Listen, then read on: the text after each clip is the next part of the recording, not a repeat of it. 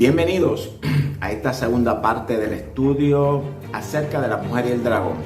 Y espero que se hayan edificado con la primera parte. Si usted todavía no la ha visto, con todo el respeto que usted se merece, le invito a verla porque no voy a repetir lo que ya enseñé en la primera parte. Y el verso 4 dice de la siguiente manera: su cola arrastraba la tercera parte de las estrellas del cielo y las arrojó sobre la tierra. Y el dragón se paró frente a la mujer que estaba para dar a luz, a fin de devorar a su hijo tan pronto como naciese. Bueno, en este verso 4 sí que armonizo con la interpretación popular en parte, no en todo. Lo que dice esta es que las estrellas simbolizan a las huestes celestiales. Dicen que esa tercera parte es la que Satanás conquistó para su reino. Sin embargo, vamos a descubrir algo sumamente interesante. ¿Qué nos dice el texto? ¿Cómo podemos discernir entre estas estrellas y las estrellas que están sobre la corona de la mujer que ya vimos? Ya mismo entramos en eso. Ahora bien, ¿qué simboliza la cola? ¿Qué simboliza la tercera parte de las estrellas del cielo? Y vamos a ir esto parte por parte. ¿Qué simbolizan las estrellas del cielo? Lo primero. Fíjense que aquí Juan especifica e identifica a las estrellas como del cielo. Perdón, mientras la de la mujer la identifica en una corona sobre su cabeza. Por tanto, si analizamos cuidadosamente el texto, podremos darnos cuenta de que Juan usa la simbología de las estrellas del cielo en referencia a otra creación, no a la creación humana. Mediante esta simbología van a estar tratando de revelarnos lo que sucedió en un momento en la eternidad. Hace referencia a ese grupo de ángeles, los cuales fueron influenciados por el orgullo, las mentiras y los engaños de Lucifer, el ángel que se rebeló contra su creador. La expresión "y su cola arrastraba la tercera parte de las estrellas del cielo y las arrojó sobre la tierra". Esta simbología tiene una doble referencia o interpretación. Y esto es a lo que me refiero, ¿verdad? Con algo interesante que vamos a descubrir. Algo que todos pasamos por alto. La primera es que todos sabemos la popular, la rebelión de Lucifer en contra de Dios por causa de su orgullo y la influencia ejercida sobre la tercera parte de los ángeles de Dios con sus mentiras y sus engaños. Y la segunda hace referencia a la humanidad. El revolcar de un lado al otro de la cola se refiere al accionar de Satanás sobre toda la humanidad con su orgullo, sus mentiras y sus engaños.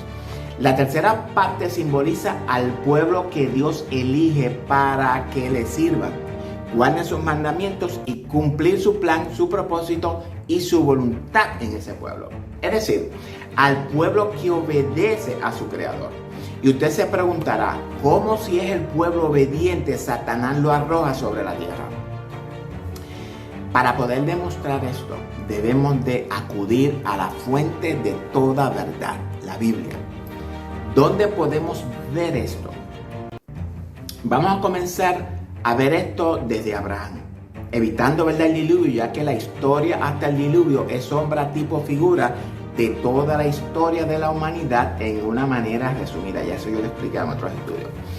En Abraham tenemos a Isaac, el hijo de la promesa. Tenemos a Ismael, el hijo de la esclavitud. Isaac representa al pueblo de Dios, el pueblo obediente. Ismael representa al mundo, obviamente al pueblo desobediente. Esto lo continuamos viendo en el embarazo de Rebeca. Y dijo Jehová a Rebeca: 2 naciones hay en tu seno y 2 pueblos serán divididos desde tus entrañas.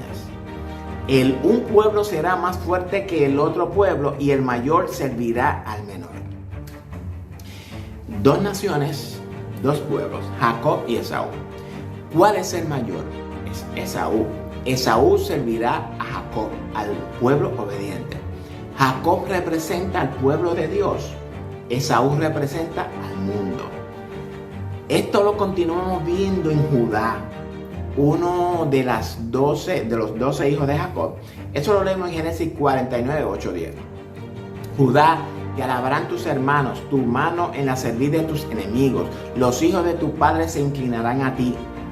Cachorro de león, Judá, de la presa subiste, hijo mío. Se encorvó, se echó como león, así como león viejo. ¿Quién lo despertará?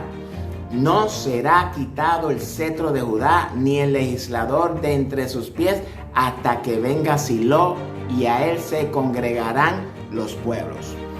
Profecía hecha por Jacob a Judá. No será quitado el cetro de Judá, es decir, que de la tribu de Judá saldrá rey con S mayúscula. De Judá saldrá la ley hasta que venga Silo, es decir, Jesús, a quien pertenece el cetro. Y esta es una profecía dada antes de salir de Egipto y que todavía no se ha cumplido en su totalidad.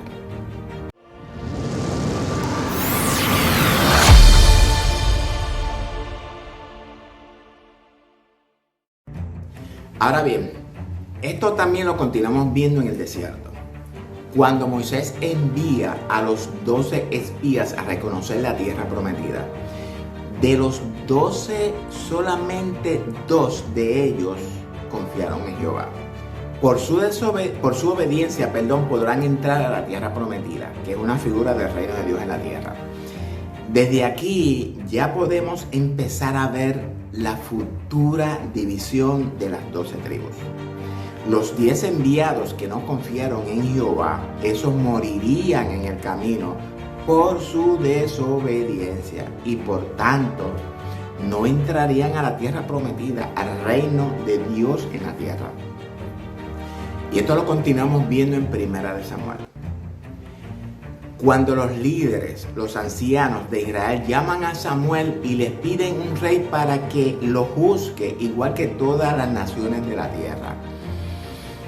Y le dijeron a Samuel, constitúyenos ahora un rey que nos juzgue, como tienen todas las naciones. Es decir, que los líderes de la nación de Israel piden a otro rey para que los gobierne y salga a pelear por ellos, rechazando así a su rey Jehová. Ahora podemos ver por dónde se encamina la nación de Israel por causa de su desobediencia, hermanos. Independizarse de la autoridad de Dios. Y esto es lo que en estos días estamos enfrentando. La humanidad quiere sacar al creador de sus vidas y crear sus propios dioses humanos. Ya todos conocemos la historia de Saúl, de David y de Salomón, los 3 primeros reyes de la nación de Israel. Y es aquí donde yo quiero que presten su atención. Porque en estos 3 reyes encontramos la tercera parte del pueblo de Dios. Cuando analizamos el carácter y la condición de estos 3 diferentes reyes, podemos encontrar en ellos los 3 tipos de caracteres y condiciones de toda la humanidad revelada en ellos. Para que vayamos aprendiendo a analizar las escrituras, la Biblia, hermanos. Abuelo de pájaro, vamos a ver el carácter y la condición de Saúl. El carácter de Saúl se refleja en su desobediencia a Dios y su condición por su altivez o arrogancia. El carácter de David se refleja en su obediencia a Dios y en su condición de humildad, aunque no era perfecto, porque sabemos que David falló y tuvo sus consecuencias. Era una persona que reconocía sus faltas, sus errores, se arrepentía y era restaurado. David nunca se apartó del camino de Dios. Y por último tenemos el carácter de Salomón, el que comenzó bien y terminó con un carácter guiado por la idolatría, la apostasía, por haber desobedecido los mandamientos de Dios. Termina en una condición de ira de parte de Dios. Ahora bien, ¿cómo determinamos la tercera parte de aquí? El reinado de David es la tercera parte. El carácter y la condición que Dios quiere en nosotros, el pueblo que Él ha escogido para que reinemos con Él en su reino, es el carácter de Cristo el que Dios quiere formar en nosotros. Un corazón conforme a su corazón. Es nuestro carácter lo que nos va a llevar al reino o al castigo, amados. Son nuestras actitudes correctas, nuestros comportamientos correctos, nuestra obediencia y hacer la voluntad de Dios los que nos va a llevar al reino eterno. Y para culminar, una historia bíblica más para que tengamos el panorama un poco más completo. Esto también lo continuamos viendo en el comportamiento del rey Salomón seguido, ¿verdad? Como ya lo hemos visto, que representa la idolatría y la apostasía del pueblo de Israel. Lo vemos en la división del reino en manos de Roboam, hijo de Salomón. El profeta Ahías se encuentra con Jeroboam y le da por instrucciones de Dios las 10 tribus del norte para que él reine sobre ellas. Y dice Jehová que a Roboam le dará una tribu, obviamente compuesta por Judá y Benjamín, y se la dará por amor a su siervo David y por amor a Jerusalén, ciudad que Dios ha elegido de todas las tribus de Israel. ¿Cuál fue la tribu que Dios eligió? A Judá. ¿Qué aconteció con las 10 tribus del norte en manos de Jeroboam? Pecaron, rompieron el pacto hecho en el Sinaí, apostataron, dejaron a Jehová por irse detrás de Astoret, diosa de los sidonios, a Quemos, dios de Moab, y a Moloc, dios de los hijos de Amón, entre otros. Y como consecuencia de esta apostasía, en el 722 a.C., las 10 tribus fueron cautivas por los asirios y fueron esparcidas por todo el mundo. Y 100 años más tarde, aproximadamente, también la tribu de Judá fue llevada cautiva por los caldeos como consecuencia de su idolatría también y de su apostasía. Es por esta la razón que dice Juan que la cola del dragón arrastraba a la tercera parte de las estrellas del cielo y la arroja sobre la tierra. ¿Qué fue lo que Satanás arrojó sobre la tierra? La verdad de Dios. Lo mismo que estamos a punto de experimentar prontamente en el cuerpo de la iglesia, amados. Con la diferencia de que los caldeos lo mantuvieron unidos hasta su regreso después de los 70 años de cautiverio. Y regresaron curados de la idolatría. Sin embargo, 430 años más tarde, cuando el verbo de Dios es encarnado, encuentra una nación llena de idolatría, de imposiciones, de abusos y de líderes corruptos. Y lo repito, lo mismo que Jesús encontrará cuando vuelva por segunda vez. Esto tenemos que entender. Ya la nación de Israel no existe al momento del nacimiento del Mesías. Solamente la tribu de Judá está en pie en ese entonces. Las 10 tribus restantes estaban esparcidas por todo el mundo. Vinieron a ser entonces parte de toda la humanidad, porque fue propósito divino que así ocurriera para poder cumplir la promesa hecha a Abraham.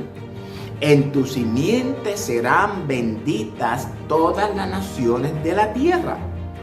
Las naciones de la tierra eran los que los judíos llamaban gentiles, que significa el pueblo que no vive en una relación de pacto con Dios.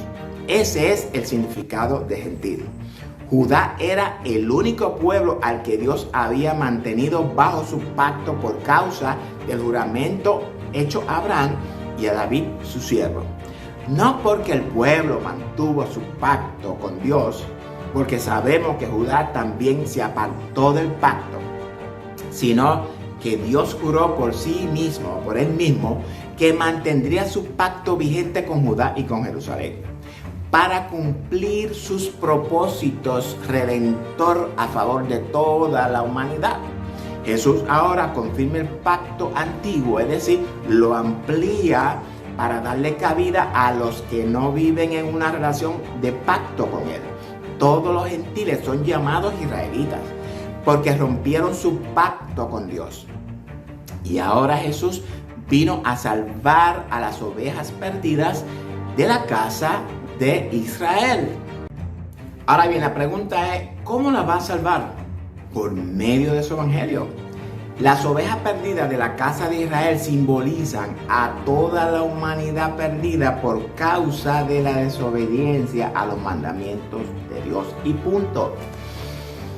Es esta tercera parte a la que la Biblia se refiere, al pueblo obediente a los mandamientos de Dios. Satanás arrastra su cola a la tercera parte de la humanidad, es decir, en este contexto a Judá. Y esto lo podemos ver en el libro de Daniel capítulo 8. Como en otras ocasiones les he dicho que el libro de Apocalipsis en particular, a partir del capítulo 12, el cual estamos estudiando, debemos de analizarlo a la luz del libro de Daniel. Ahora bien, no solamente en el libro de Daniel, sino que a la luz de todos los libros de la profeta o de los profetas. Porque el Apocalipsis es inspirado con base a las profecías ya dichas por Dios en la antigüedad.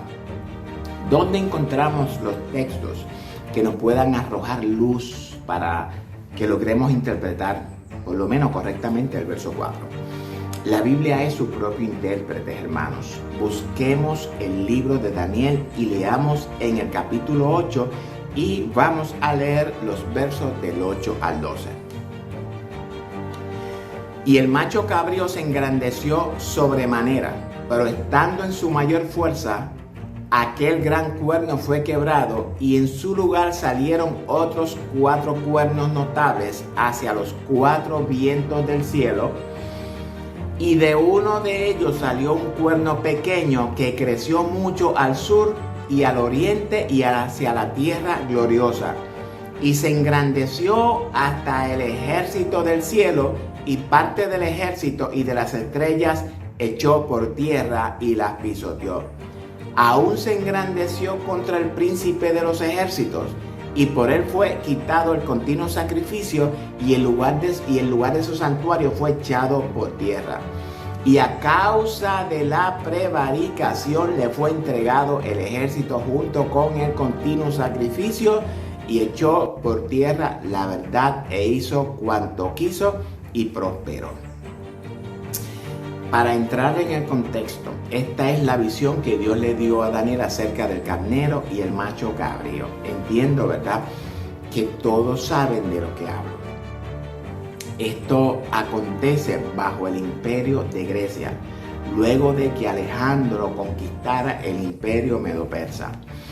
Sabemos que el cuerno quebrado es una simbología de la muerte de Alejandro, y que los 4 cuernos son una simbología de los 4 generales que, en la que se dividieron el reino de Alejandro, ¿verdad? Y que de esos 4 cuernos salió un cuerno pequeño, y que ese cuerno pequeño se engrandeció hasta el ejército del cielo, dice Daniel. Y parte del ejército y de las estrellas echó por tierra y las pisoteó. Daniel aquí habla de su pueblo, de Judá y de Jerusalén. No habla de las 10 tribus de Israel, hermanos, cuando ya en ese tiempo sabemos que habían desaparecido. Dios la había raído ya de su presencia. Ahora bien, para que podamos entender lo que Daniel profetiza, debemos de ir a la historia del imperio de Grecia y de Alejandro. Obviamente, no voy a ir a la historia, porque en el estudio que yo hice de las 70 semanas de Daniel me parece que hablo de todo esto. Las estrellas en la Biblia simbolizan pues los ejércitos de Dios, la creación de Dios, y también simboliza pues al pueblo de Dios, perdón. Dentro del contexto de Daniel, pues las estrellas simbolizan al pueblo elegido de Dios, pues obviamente a Judá. Y dice Daniel que este cuerno pequeño se engrandeció hasta el ejército del cielo.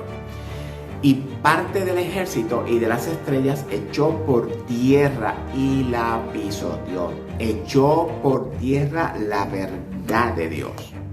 Es decir, que los líderes de Judá se dejaron engañar por el cuerno pequeño, es decir, por Antíoco IV Epífanes, que es sombra, tipo, figura del anticristo en el Nuevo Testamento.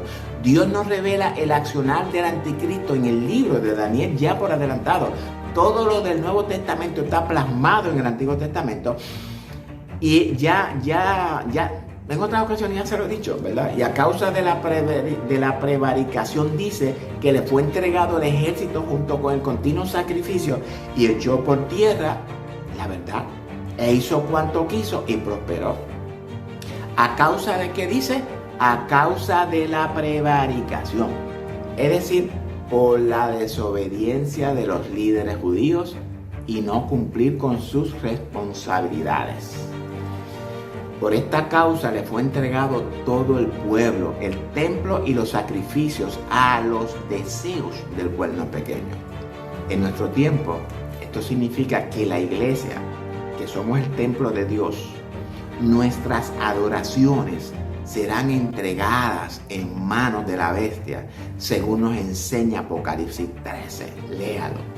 Y si usted no lo quiere creer, pues tengo que decirle que serán entregados en manos de la bestia y ésta los destruirá por su incredulidad de la palabra de Dios.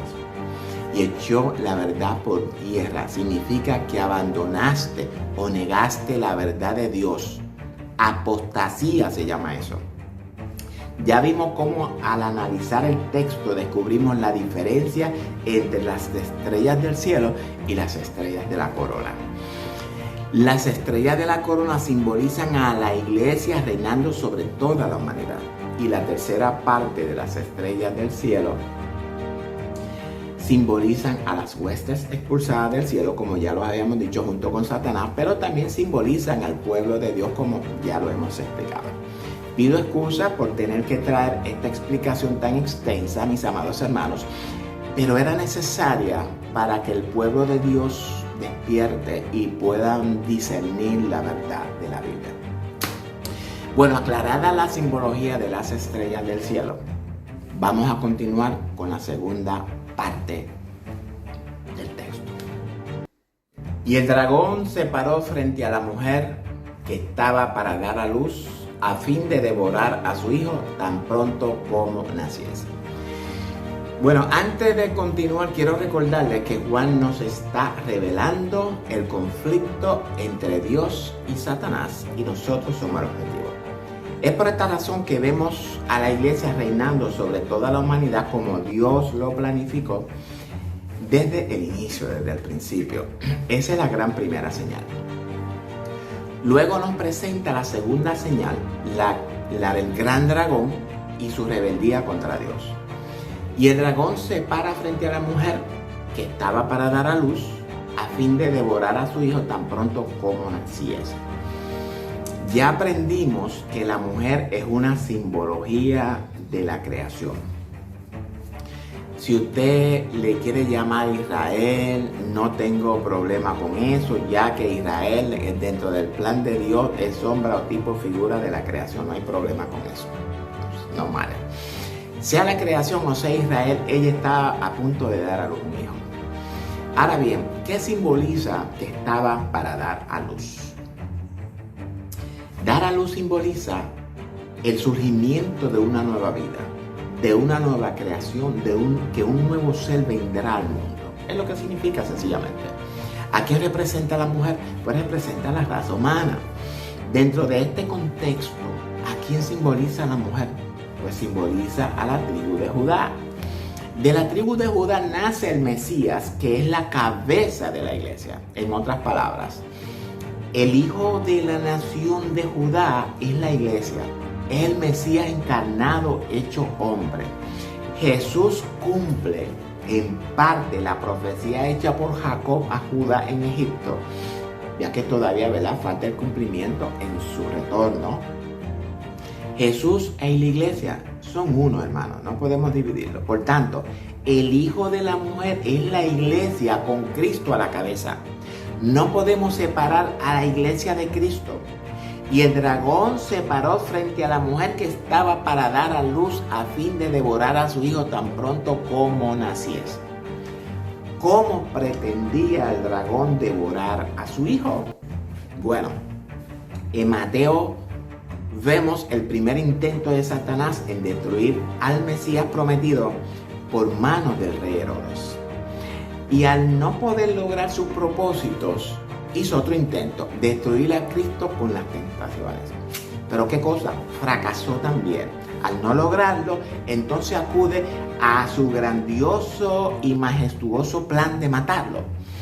Y ahí fue donde cometió su gran error, porque cayó en su propia trampa. Porque la muerte de Cristo se convirtió en su propia destrucción. Cristo lo venció con su muerte. Ya Cristo le quitó las llaves del imperio de la muerte con su propia muerte en la cruz. Y ya el pobrecito, al verse vencido, entonces fue a hacerle guerra a la descendencia de la mujer, la que tocaremos más adelante en este estudio. Bueno, y con este texto voy a dar por terminada la segunda parte de este estudio acerca de la mujer y el dragón. Le invito a compartir este estudio con todos en su congregación, hermanos. Con todo el mundo que usted conoce. Esta verdad debe de llegar al corazón de todos los seres humanos. Es la voluntad de Dios que todo hombre y mujer proceda al arrepentimiento y alcance perdón y alcance su salvación. Síganos en nuestra plataforma de YouTube, Facebook y en nuestra página web www.bibliaestudiotv.org, como aparece en la pantalla. Conviértase en un colaborador de la obra de Jesucristo y Él se lo recompensará eternamente. Y ella dio a luz un hijo varón que regirá con vara de hierro a todas las naciones, y su hijo fue arrebatado para Dios y para su trono. El hijo varón que tuvo la mujer, que regirá con vara de hierro a todas las naciones. Y ese hijo fue arrebatado, dice Juan, es decir, que fue santificado, glorificado, apartado para los propósitos de Dios en su reino, y se sentó a la diestra de la majestad. Y Pablo nos dice por otra parte, 2:6, que Dios juntamente nos resucitó con Cristo y asimismo nos hizo sentar en los lugares celestiales. ¿Con quién? Con Cristo. Hermanos amados, no podemos separar a la iglesia de Cristo. Donde quiera que la Biblia habla de Cristo, nosotros estamos en Él y Él en nosotros. Y esto lo encontramos en Apocalipsis 2, 26 al 29. Al que venciere y guardare mis obras hasta el fin, yo le daré autoridad sobre las naciones, y las regirá con vara de hierro, y serán quebradas como vaso de alfarero, como yo también la he recibido de mi Padre. Y le daré la estrella de la mañana. El que tiene oído, oiga lo que el Espíritu dice a las iglesias. La promesa es hecha para el que venciere y guardare sus obras hasta el fin, no para todo el pueblo que se denomina iglesia. Dice Zacarías capítulo 13 que Dios nos va a probar como se prueba el oro y nos fundirá como se funde la plata. No lo digo yo, hermanos, lo dice la palabra de Dios. Y para reforzar, busque Daniel 7:27, que siempre lo traigo, donde Dios nos revela que Él mismo quitará de la mano de Satanás y pondrá en nuestras manos el reino, el dominio y la majestad de todos los reinos debajo del sol. Un reino eterno, y todos los dominios nos servirán y obedecerán. Y no lo digo yo, lo enseña la palabra de Dios, hermanos. No nos dejemos engañar por el dragón con sus mentiras y engaños como lo hizo con Eva. No te pierdas la tercera parte de este estudio. Dios les bendiga a todos. Los amo en el amor de Jesucristo.